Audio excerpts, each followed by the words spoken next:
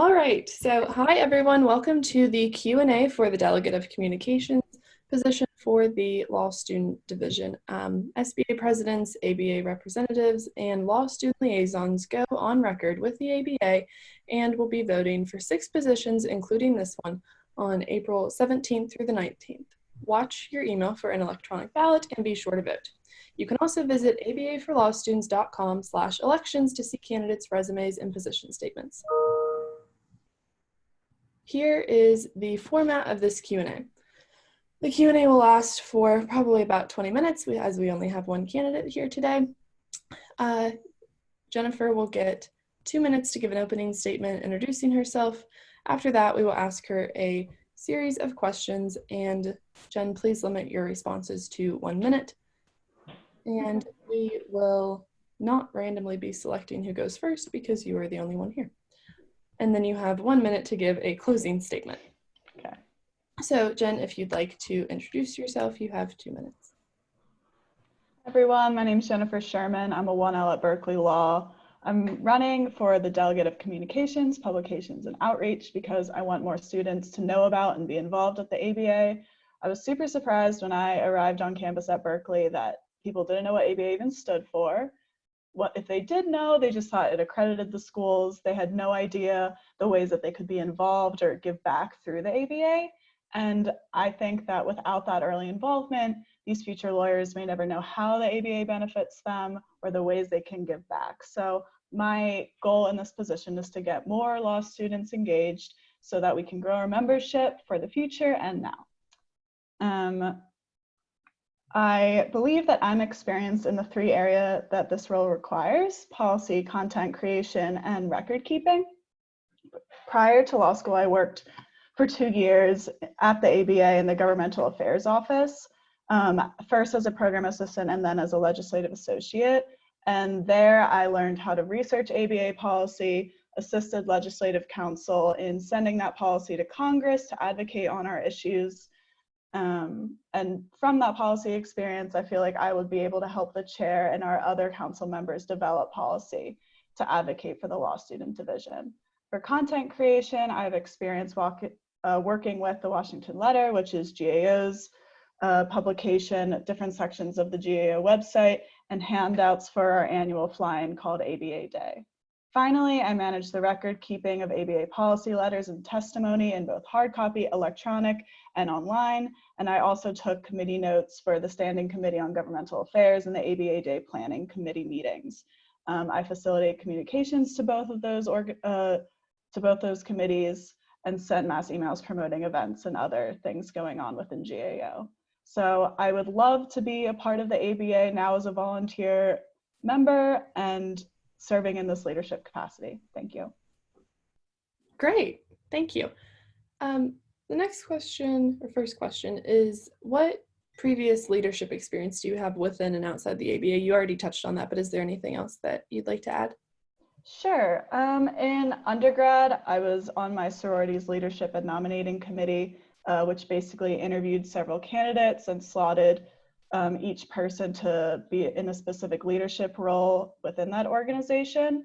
In law school, I currently serve on the American Constitution Society's board for the chapter at Berkeley Law as an at-large board member, and that mainly is just planning events, helping other board members with the events that they want to plan. This semester, I did a voter registration tabling event in order to register people before the California primary a few weeks ago. I also am a member of the Berkeley Journal for Gender Law and Justice and was just recently selected to be one of 2 submissions editors. So I've already started training for the leadership process on that. I'm definitely looking for more leadership opportunities, which is one of the main reasons I decided to apply for this role. Great, thank you. I guess the next question goes in kind of, you touched on this before, why this particular position? There's 7 different positions to apply for with the Law Student Division Council, so why the Delegate of Communications one? Sure, I think the number one reason is because I thought my prior experience working mainly applied to this position, and I just wanted to have the most experience possible going into this position. I also, after talking to a mentor, I knew that the chair and board of governor positions typically go to people with prior ABA leadership experience, and since I didn't have that quite yet, I thought that was better reserved for perhaps a 3L or a rising 3L that was going to have that experience. So I was looking to contribute in some other way, and this position seemed to be the best fit for that. Okay. Next question is, what do you think is the most valuable or significant issue that the ABA Law Student Division has worked on recently? Sure. I really liked the mental health campaign that you all did. I think that's the most valuable issue. There's still a stigma towards getting help for mental health issues. I know some bar exams still have questions about asking if you have any mental health problems, and I don't think that's how our profession should be looking at these issues.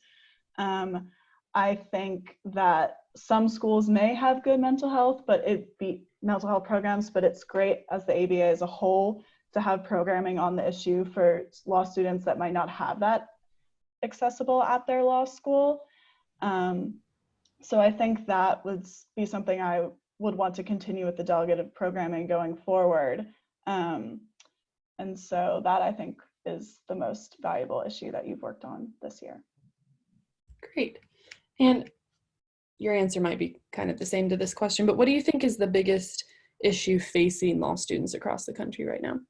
Sure. I think in addition to mental health, I still think that's one of the biggest issues. I think that student loan debt would be our big number two, if not tied for number one issue. Depending on the situation after the current COVID crisis is over, there might be less jobs available for people graduating, maybe not this year, but in the next few years. And so tackling that student loan debt is something floating over everyone's head. In addition, that debt might be the biggest barrier for some people who might be interested in a career in the public sector or public interest area, but they don't have enough money to work in those jobs otherwise, and the public service loan forgiveness program might not be adequate enough to help them with that student loan debt. So I think that finding other loan forgiveness programs or other ways to make that job market more accessible is something that law students should be thinking about. Okay, next we'll move into just a few questions specifically about the position. So what kind of ideas do you have for the Law Student Division podcast? Sure. I have a few different ideas. I really liked how you interviewed Dean Chemerinsky recently on the podcast. I think that interviewing deans is a great idea. They each often have a specialty of the law that they're interested in, and learning, perhaps how they made it to the deanship it'd be really interesting to see the different paths that they've taken. In addition, I think that it would be interesting to have a podcast on either how students are currently dealing with the transition to online learning, or perhaps after this is all over, a reflection on how that went for students. You could have interviewing different students that have different home life situations, perhaps a student that has to raise children on the side in addition to going to law school. And then a more broad conversation of, is online learning a good option for law students, especially those who are considering a part-time law career, seeing if online learning can adequately facilitate that. And then finally, I think that co-hosting with the different ABA section and division liaisons on the topics that their section's trying to promote that during that month is a good idea, just because it doesn't make sense to have, if they're having a podcast on this issue and we want to have a podcast on this issue, why not just have one instead of duplicating the content? Yeah, that's great. And I think the podcast is supposed to put something out pretty soon, just like adjusting to at home online learning. Awesome. And they're handling that, but this virus is going to give. Can't wait to listen to it. That's great. What about the Student Lawyer magazine and the Before the Bar blog? Do you have any like unique or different ideas for that? I think it's really varied in its content, which I like. And I would just want to keep that up. In terms of like promoting it, I guess I have a few ideas. If we're using it as a tool to recruit people, then we should be perhaps holding lunch talks on the topics that are presented within the blog or the magazine, especially targeted at schools where ABA membership is low. And so you're trying to bring in new people through the content that these magazines are touching upon. You know, Berkeley doesn't even have an ABA rep, so but I think it would be a great idea to increase membership at the school, to have a talk on perhaps the 19th Amendment, if we're doing an issue on women in the law. I also think some ideas to get more like students writing for the magazine and the blog is like maybe offering some kind of incentive. Obviously there has to be some kind of budget for this, and I don't know if there is or not, but you know, whether it be just like an Amazon gift card or like a couple $100 off a bar prep course would definitely be an incentive to make students want to write and, you know, have their voice be heard on a different platform that's a little bit different than the typical journals or law reviews they might be writing for.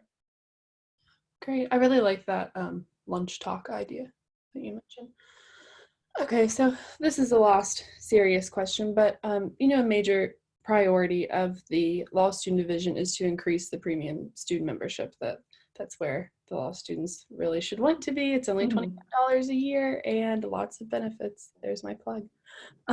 So what ideas do you have for working on outreach and increasing the premium membership as much as possible? Sure.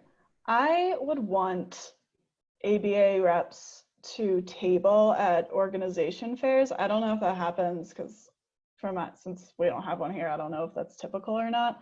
And I think at that tabling, you can be promoting the magazine, promoting the blog, having a sign up and being like, hey, it's only $25 to get the premium membership. You know, especially 1Ls in their first semester walking around these organization fairs, they want to join everything. And if you actually see the organization there and have someone representing the organization, I think it makes a huge difference. And as the delegate of communications, I would be willing to make handouts to put at the tables, example talking points to make when you're talking to students, and email follow-ups with students that sign up on a sign-up list. So it takes the work off of the representative. So I'm just giving them the words to use, and they just have to be there and use those words. That I think is the main thing too that would be effective, is like in person. I don't know if we have the ability to email those who aren't already signed up in any capacity, but if that was an option, I think that just an email being like, welcome to law school, you know, consider joining the ABA. We have all these benefits if you pay $25 more. But I don't know if that is organizationally possible. Yeah, that might be something that you can work out. No, I think those are a good idea. Yeah, a lot of reps do table, and I think they have different requirements for how much they have to do every year, but you can always table that or kind of change that around and tailor it to really what you want to see them doing. And I think the biggest issue is students see the ABA and they think, oh, that's just for attorneys. And it's like, yeah, you know, trying to reel them in. Don't you want to meet those attorneys? Like, get a job from those attorneys? Right. Okay, so closing question. This is just a fun one. If you were a candy bar, what candy bar would you be and why? Oh gosh. These questions are like really hard. I'm gonna go with the classic Hershey chocolate bar. Number one, because it's my favorite. But number two, because it's a classic, lasted the test of time, and I feel like I have a hard work ethic that can do the same. That's a good answer. And it's very versatile. You can make s'mores with it. Yeah. All kinds of things. Okay, well, you have 1 minute for your closing statement if you want to. I don't think we're going to cut you off if you go longer, but whenever you're ready. Sure. So thank you if you spent the time listening to this Q&A. I would love to serve as the Delegate of Communications, Publications, and Outreach. Voting is from April 17th to the 19th, I believe. And if you have any questions or concerns about any of the ideas I presented during this, or have any ideas that you'd like to share with me, please reach me. My email is Jen, Jen Sherman, SHERMAN @berkeley.edu. And I would just love to fulfill this role for the ABA. Thank you. Great. Well, thank you, Jen, and best of luck in the election. To everyone listening, SBA presidents, ABA reps, and ABA law student liaisons, remember to vote on April 17th through the 19th. Look out for the electronic ballot coming through your email. And thank you for listening. I'm Julie Marrow, your Delegate of Communications for 2019-2020. And we hope that you stay healthy and well, and hope to see you soon. Thanks. All right. I don't have like a turn off button, but I guess cut it there. All right. I think that's it. Well, thanks. Right. Yeah. Thank you. Thanks. All right. Well, bye, you guys. Oh, hey. Thanks. Was that okay? It was very informal. Fine. Yeah, I just texted Zach and he was like, oh, yeah, I don't know about the other girl. And they both emailed me and said, oh, I withdrew my candidacy. I'm like, okay. Okay. Good to know. I don't even know if this was supposed to happen then. Yeah, I don't think you have to, because I don't think Michaela did it last year, but I was like, this is kind of weird, and like on the off chance if one of them had some like major emergency or is like excused somehow, because aren't you like disqualified if you don't do this? Yeah, I thought so. I think so too, but whatever. All right. Have a good rest of your day. Thanks. Stay safe. You too. Bye. Bye.